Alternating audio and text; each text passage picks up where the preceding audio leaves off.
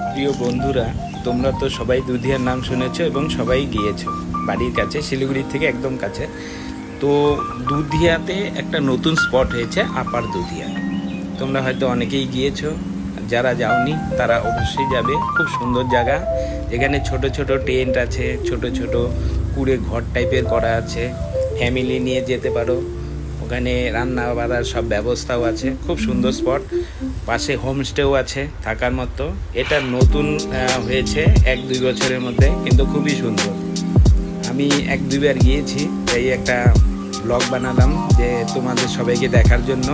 খুবই সুন্দর জায়গা, কিন্তু দুধিয়াতে একদম কাছেই। আগে তো দুধিয়া মানে আমরা নদী দুই ধারেই বসতাম, ওই নদীটা এখানেও আছে, কিন্তু এখানে হচ্ছে গ্রিন, চারদিকে সবুজ আছে। একবার তোমরা আসো ফ্যামিলি নিয়ে, অনেক দূর দূরের থেকে লোক আসে। খুব সুন্দর জায়গা, শিলিগুড়ির থেকে খুবই সামনে। আর তোমরা যারা শিলিগুড়ির বাইরে আছো, তারা যখন আসবে তারা অবশ্যই একবার বলবে যে এই প্লেসটা আপার দুধিয়াতে, খুবই সুন্দর।